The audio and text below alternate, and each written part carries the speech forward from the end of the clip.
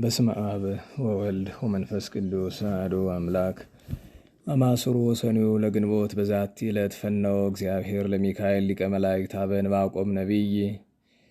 አንድ አምላክ በሚሆን በአብ በወልድ በመንፈስ ቅዱስ ስም ግንቦት 12 በዚች ቀን በኢየሩሳሌም ሀገር ወደሚኖር ነቢይ ዕንባቆም የመላእክት አለቃ ሚካኤልን እግዚአብሔር ላከው። እርሱም የማሳውን እህሎች ለሚያጭዱ ምሳ ሊወስድ ወዶ ተሸክሞ ሳለ ቅዱስ ሚካኤልም ዕንባቆምን ምግብ እንደተሸከመ በአናቱ ጠጉር ይዞ ወደ ባቢሎን አገር አድርሶ ዳንኤል ወዳለበት የአንበሶች ጉድጓድ አስገባው። ዳንኤልንም ከዚያ ምግብ መገበው። ከዚህም በኋላ ዕንባቆምን ከምግቡ ጋር ወደ ይሁዳ ምድር መልሶት ወዲያውኑ እህሉን በሚያጭዱት ዘንድ ቆመ። ስለዚህም ለከበረ መልአከ መላእክት አለቃ ሚካኤል በየወሩ ሁሉ መታሰቢያውን እናደርግ ዘንድ የቤተ ክርስቲያን መምህራን አዘዙን። አማላጅነቱ በረከቱ ከእኛ ጋር አይኑር ለዘላለሙ አሜን።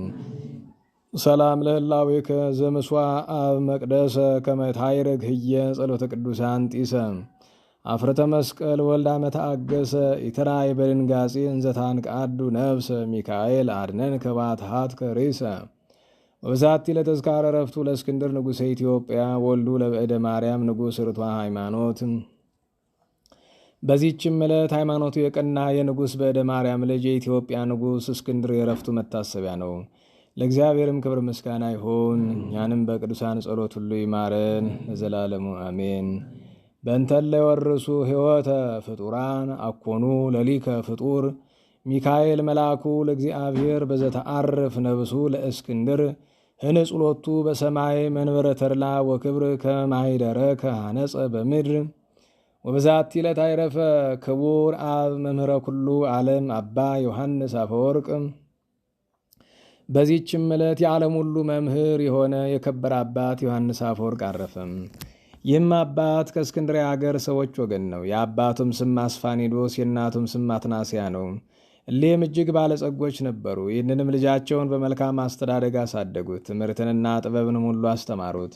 እርሱ ወደ አቴና ሄዶ በመምህራን ቤት ተቀምጦ ትምህርቱን ሁሉ ተምሮ በእውቀቱ ከብዙዎች በላይ ከፍ ከፍ ብለዋልና። ከዚህም በኋላ ገና በታናሽነቱ መነኮሰ። የዚህንም የኃላፊውን ዓለም ጣዕም ንቆ ተወ። ከእርሱም ቀድሞ በዚሁ ገዳም ቅዱስ ባስልዮስ መንኩሶ ነበር። በአንድነትም ተስማምተው ብዙ ትሩፋትን ሰሩ። ወላጆቹም በሞቱ ጊዜ ከተውለት ገንዘብ ምንም አልወሰደም፣ ለድሆችና ለምስኪኖች ሰጠ እንጂ። ከዚያም በምንኩስና ሥራ በመጠመድ ፍጹም ገድልን እየተጋደለ ኖረም። በዚያም ገዳም ሶርያዊ ጻድቅ ሰው ስሙ ሲሲኮስ የሚባል መነኮስ ነበረ። እርሱም ወደፊት የሚሆነውን በመንፈስ ቅዱስ ያይ ነበር። በአንዲት ሌሊትም ለጸሎት እየተጋ ሳለ ሐዋርያትን ጴጥሮስንና ዮሐንስን አያቸው። ወደ ዮሐንስ አፈወርቅ ገብተው ጴጥሮስ መክፈቻን ሰጠው፣ ወንጌላዊ ዮሐንስም ወንጌልን ሰጠው። እንዲህም አሉት፣ በምድር ያሰርከው በሰማይ የታሰረ ይሆናል፣ በምድርም የፈታኸው ደግሞ በሰማያት የተፈታ ይሆናልና በውስጥ መንፈስ ቅዱስ ያደረብህ አዲሱ ዳንኤል ሆይ የክብር ባለቤት ከሆነ ከታላቅ መምህር ኢየሱስ ክርስቶስ ዘንድ ወደ አንተ ተልከናልና እወቅ። እኔም የመንግሥተ ሰማያት መክፈቻ የተሰጠኝ ጴጥሮስ ነኝ። ሁለተኛውም እኔም በመጀመሪያ ስብከቴ በከበረ ወንጌል ቃል አስቀድሞ ነበረ ያልኩ፣ ይህም ቃል በጠላት ላይ የእሳት ሰይፍ የሆነ ዮሐንስ ነኝ። ለአንተም ከክብር ባለቤት ጌታ ኢየሱስ ክርስቶስ ዘንድ ወገኖች ምዕመናንን በቀናች ሃይማኖት ታሳድጋቸው ዘንድ እውነተኛ አእምሮ ደግሞ ተሰጥቶሃል። ጻድቅ ሲሲኮስም ይህንን ራእይ ባየ ጊዜ ቅዱስ ዮሐንስ ቸር ታማኝ እረኛ ሆኖ እንደሚሾም አወቀም። ከዚህም በኋላ በቅዱስ ዮሐንስ ላይ የመንፈስ ቅዱስ ጸጋ በላይ ወርዶ አደረበትና ብዙ ድርሳናትንና ተግሳጻትን ደረሰ። ዲያቆን ሆኖ ሳለም የቤተ ክርስቲያንን መጻሕፍት ብሉያትንና አዲሳትንም ተረጎመ። በአንዲት ሌሊትም ቅዱስ ዮሐንስ ሲጸልይ የእግዚአብሔር መልአክ በድንገት እንደ በረድ ነጭ በሆነ ልብስ ተገለጠለት። ቅዱስ ዮሐንስም ሲያየው ደንግጦ በምድር ላይ ወደቀ። መልአኩም አርአያውን ለውጦ እንደ ሰው ሆኖ ታየው። ወዳጄ አዲስ ዳንኤል ሆይ አትፍራ፣ ተነሳ አለው። የቅዱስ ዮሐንስም ልቡ ተጽናንቶ ጌታዬ አንተ ማነህ? ግርማ አስፈርቶኛልና አለው። የእግዚአብሔር መልአክም ትሠራው ዘንድ የሚገባህን ልነግርህ ወደ አንተ የተላክሁ ነኝ። አሁንም እግዚአብሔር አምላክ ያዘዘህን ለመስራት ልብህን አበርታ። ቃልህ ከጽንፍ እስከ ጽንፍ በአራቱ ማዕዘን ይደርሳልና እልፍ አእላፍም ትምህርትህን ተቀብለው ትእዛዝንም ሰምተው ወደ ፈጣሪያቸው እግዚአብሔር ተመልሰው ይደርሳሉና በእግዚአብሔር መንግሥትም ውስጥ የጸና የብርሃን አምድ ትሆናለህና። እነሆ የአንጾኪያ ሊቀ ጳጳሳት ወደ አንተ ይመጣል። ከእርሱም ጋር ሁሉም ካህናትና ዲያቆናት በየማረጋቸው የሚያዝህንም አድርግ፣ የእግዚአብሔር ትእዛዝ ነውና ልትተላለፍ አይገባህም አለው። ከዚህም በኋላ ያ መልአክ ለአባ ፊላትያኖስ ተገልጦ ቅዱስ ዮሐንስን ቅስና እንዲሾመው አዘዘው። በማግስቱም ሊቀ ጳጳሳቱ መጣ፣ ከእርሱ ጋራም ካህናት አሉ። ይህን ቅዱስ ዮሐንስንም ይዞ ቅስና ሾመው። የቁስጥንጥንያ ሊቀ ጳጳሳትን ባረፈ ጊዜ ንጉሡ አርቃዲዎስ ልኮ አስመጥቶ ቅዱስ ዮሐንስን በቁስጥንጥንያ ላይ ሊቀ ጵጵስና ሾመው።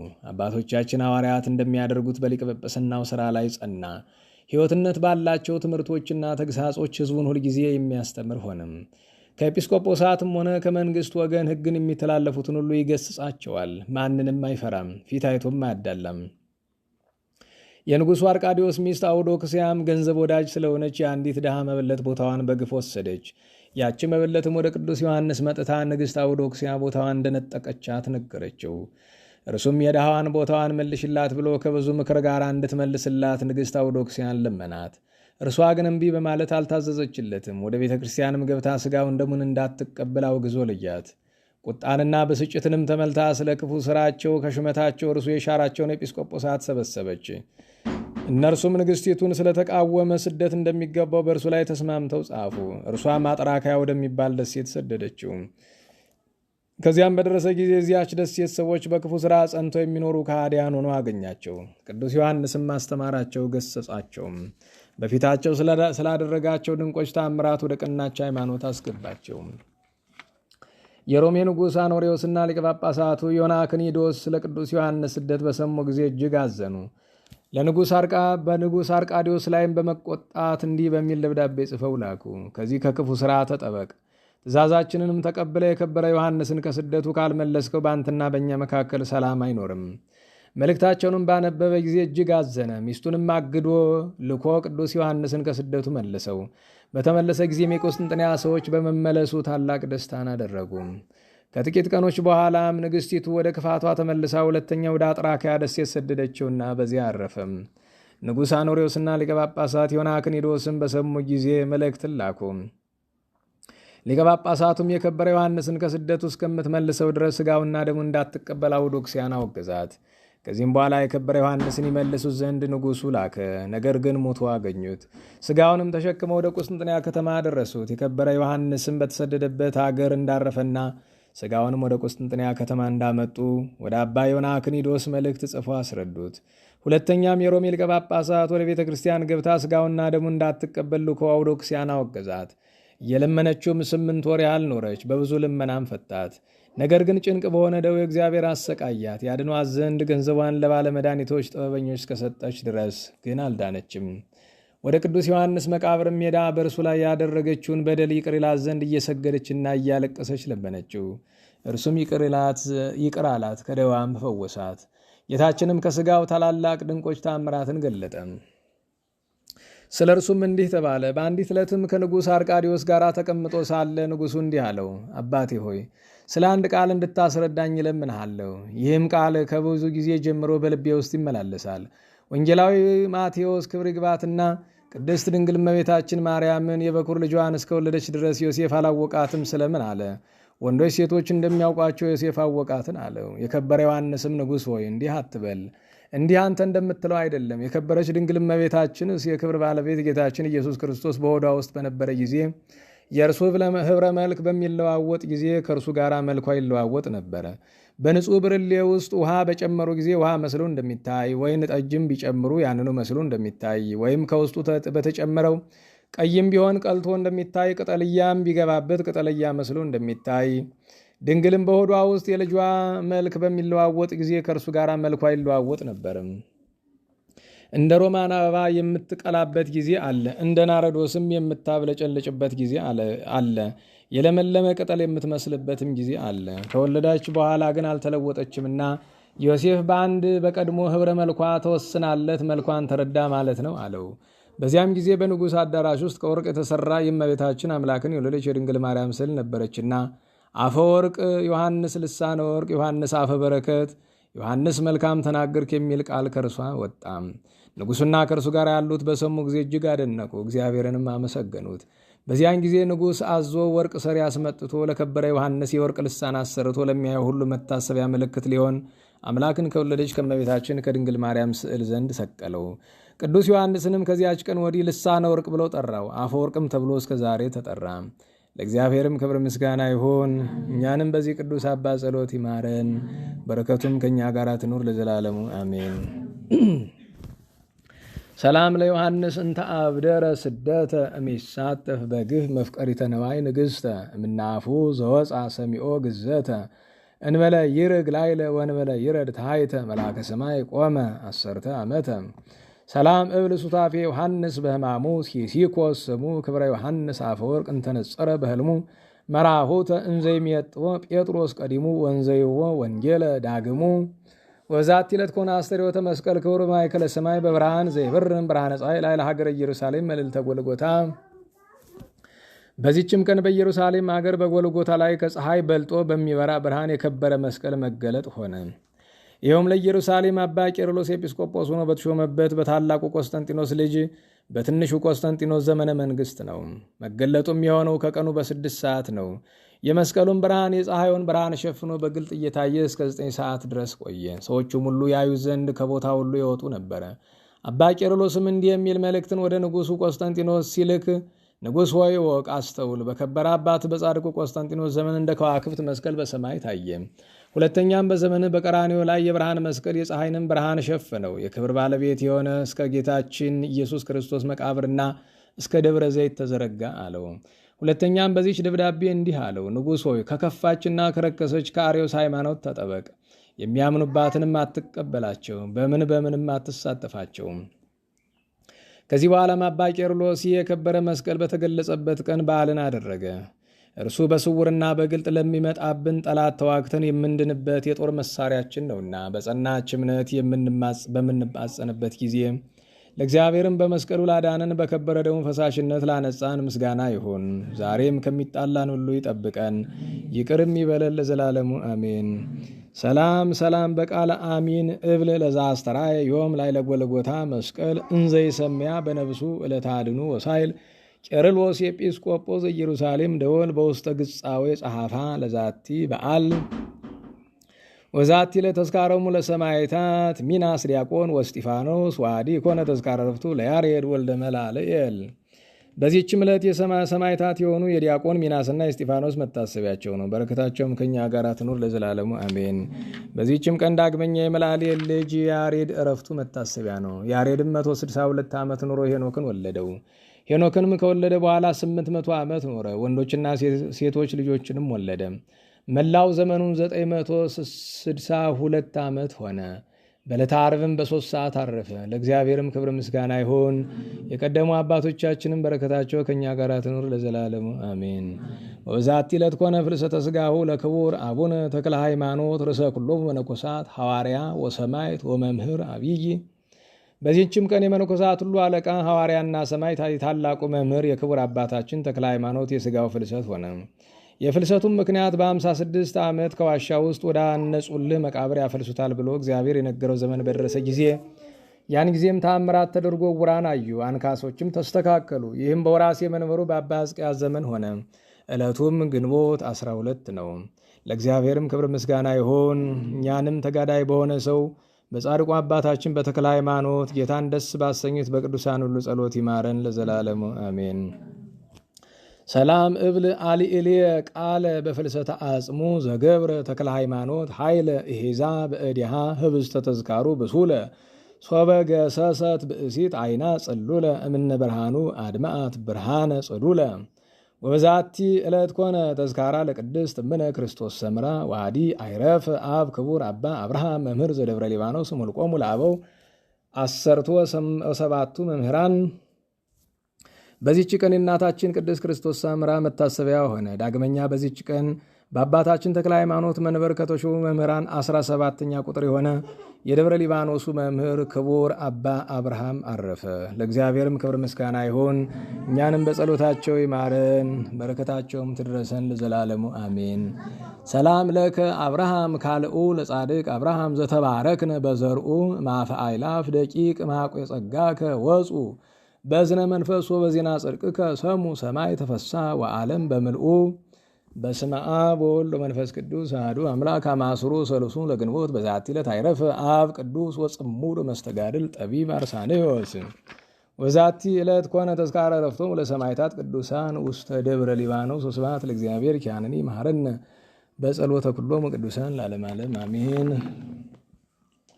ዛቅረብኩ ማሕሌተ ዘኪርያ ይላፈን ለተጸምዱከ ዘልፈለላ ነብብተው ከብዘነዴቴ መጽሐፈን እንተረሰይከ እግዚኦ ጸሪቀ መብለቱ ኩፈ ምላ ብኡቡ ላን ዘተርፈ ነቢያት ቅዱሳን ሐዋርያት ሰባክያን ሰማዕቱ ጻድቃን መላእክት ጉሃን ደናግል አዲ መነኮሳት ሄራን ባርኩ ባርኩ ጉባኤ ዛቲ መካን እስከ አረጋዊ ለይቅም ንዑስ ሕፃን ለዘጸሐፈው ክርታሱ ለዘጸሐፈውን ዘይደርስ ለዘአንበቦ ለዘተርጎመ በልሳን አዲስ ወለዘሰማ ቃሎ በእዝነ መንፈስ በጸሎተ እሙ ማርያም አረጊተ ኩሎም ባይ ስቡራዊ መሐረነ ኢየሱስ ክርስቶስ ወራይ መሐረነ ኢየሱስ ክርስቶስ ወራይ መሐረነ ኢየሱስ ክርስቶስ ወይ ፈኑ ለነ ጸጋ መንፈስ ቅዱስ ሚዜ ወስከላለም እስከ ዳግም ልደት አሜን።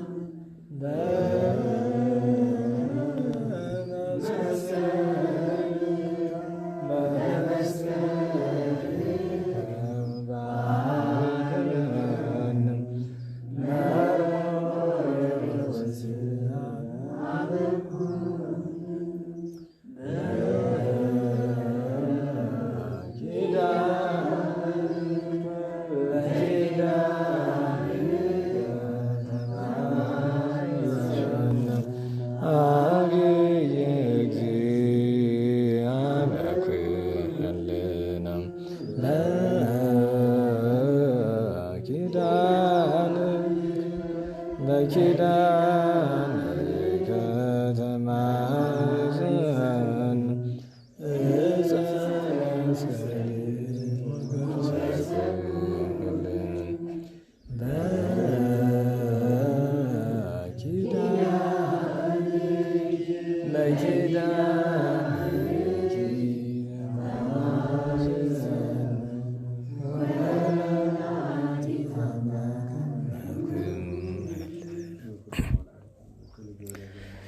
አሜን አሜን አሜን አሜን አሜን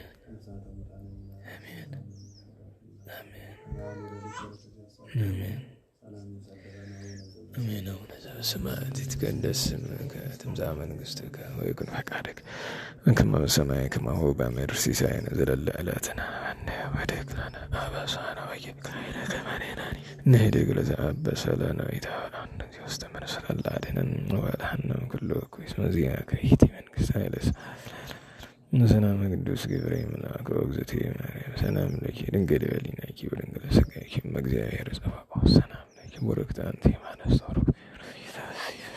ወምልዕተ ጸጋ እግዚአብሔር ምስሌኪ ሰአሊ በጸልይ ለነ ምሕረተ በፍቅር ወልድኪ ኢየሱስ ክርስቶስ ከመ ይስረይ ለነ ኃጢአት ይፍቱ።